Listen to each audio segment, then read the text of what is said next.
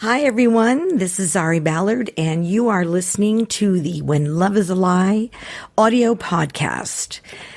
What exactly is passive aggression, and how does a narcissist use passive aggression to control every aspect of your relationship?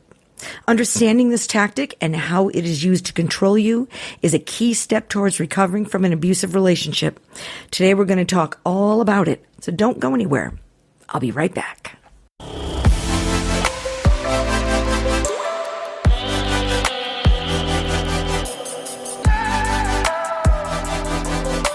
Hi, everyone. Okay, today we're going to talk all about passive aggression. And before we get started, I want you to, if you're not subscribed already, I want you to hit that subscribe button so you can get notified about all my new podcasts and videos. And if you like the podcast today, go ahead and hit that thumbs up too. And that'll help me get that video out there in the search. Okay, today we're going to talk about narcissists and the power of passive aggression. Okay. This is like a key thing, okay? Narcissists are so good. This is like such a good tactic that they use. We don't even know what's going on, okay? A narcissist's use of passive aggression is one of the most powerful weapons in the arsenal of evil tricks. And again, the disclaimer that I'm going to be using the word he, okay? But it relates to the female narc too. So just know that if there are any guys out there listening. I never even fully understood the meaning of passive aggression until many years into my relationship with my narcissist when it finally clicked. And I'm a college-educated woman. I'd never even heard of it. The truth is that for many of us, life before the narcissist warranted never having a reason to have to understand it. And that's perfectly okay. Without having prior experience, I didn't exactly understand the dynamic of a true silent treatment or the real definition of the term narcissistic. And I talked about this in an article I just wrote, What Exactly is a Narcissist? Okay, I mean, all my life I thought the word narcissistic meant conceited or full of oneself. And oh my God, it means so much more than that. We all know that now. Now that I've gained the experience, of course, I see that the narcissist is all about passive aggression, whether he uses it all the time, or whether he uses it just when he needs it. Passive aggression is part of the nature of these creatures, and this is why, as normal humans who rarely have to deal with it, we don't grasp what's happening to us for such a long time. The narcissist's use of passive aggression is what causes us to feel that something is off in the relationship early on. It's the knowing that something isn't right with this person, but not being able to put our finger on it. It's the constant, almost paranoid sense that a whole lot is going on behind our backs, even though we can't see it, prove it, we don't hear it, and we are made to feel ashamed of it when and if we do happen to mention it to the person that we think is causing it. Probably the best example of the narc's use of passive aggression is, of course, the silent treatment. There isn't a single person here that hasn't felt the sting of this mind-crippling rejection tactic a zillion times over. What better way to passive-aggressively tell us we mean absolutely nothing than to silently appear to erase us off the map? Actually, we can't get any more passive than that. The first time my narcissist pulled a silent treatment, I thought for sure he must be dead. I mean, why else would he ignore my text, not answer my calls, and not answer his door? It never even occurred to me that the silence was on purpose. As days passed, however, and my worry instinctively turned to something else, I did a midnight drive-by, only to discover that his car, much to my horror, was indeed on the move. In other words, he was obviously out and about and very much alive. I didn't know which was worse, thinking he was dead and rotting in his apartment, or knowing that he was alive and well and ignoring me. What I did know was that I needed to puke, and that's just past his apartment. I pulled over in a dark parking lot, and that's exactly what I did. I threw up. Made me sick. It had never, ever happened to me ever in my whole life. I really didn't even know what it meant. That too, I didn't know what a lot of things meant. Okay. Triangulation is another passive-aggressive trick, and I also have a video about this too. It's a trick of the mind, triangulation, executed to perfection by narcissistic partners. The narcissist skillfully and deliberately conjures up insecurities in his partner by merely speaking of or interacting normally with anybody, and even anything, such as a cell phone. The interaction described or displayed can be good or bad, and it has the same effect either way.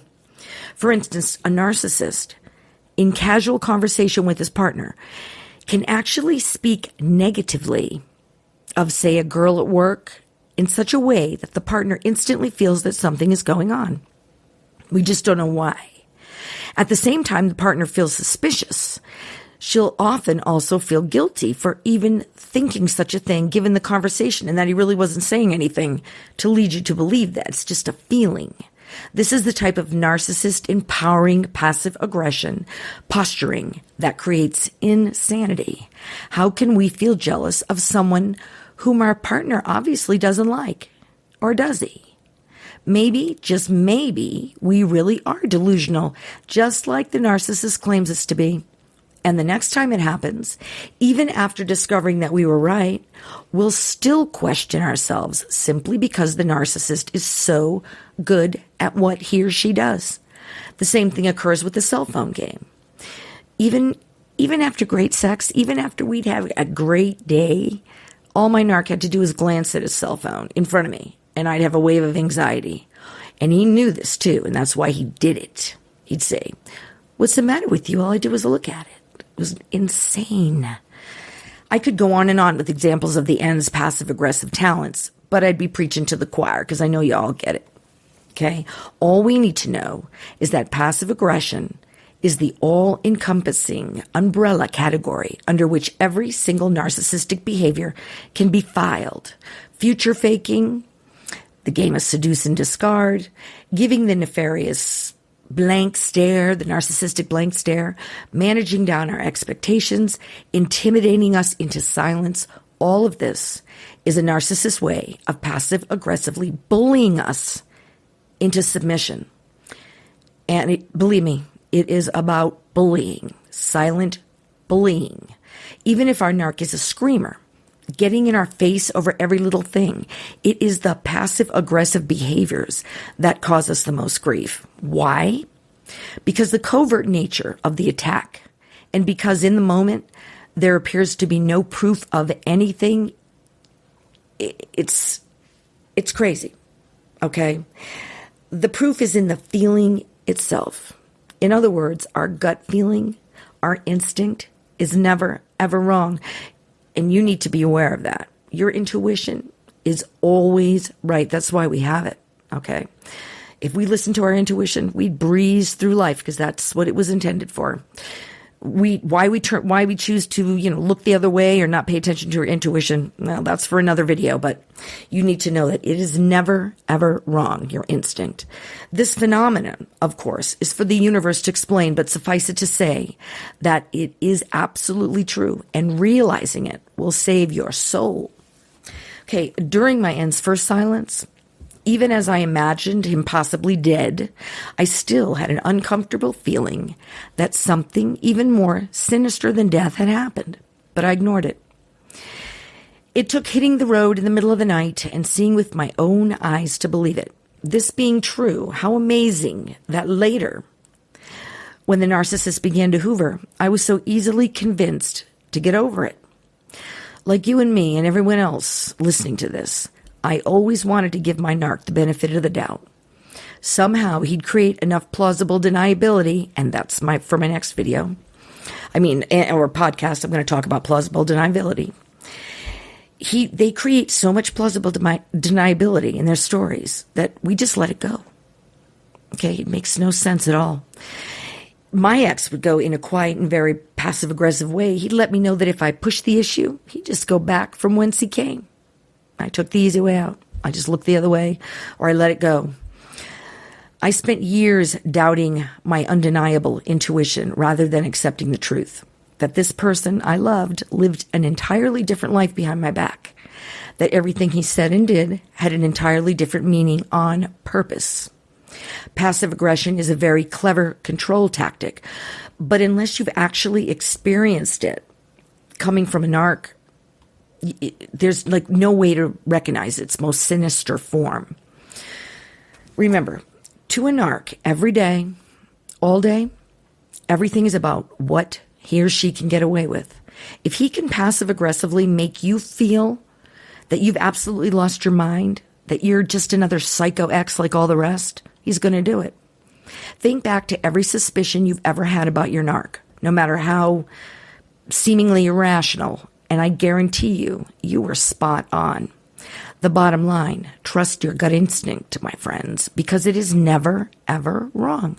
You are not stupid, nor are you delusional, and you are not making a big deal about nothing. Passive aggression, as clever a tactic as it may be, is still no match for the truth that it disguises.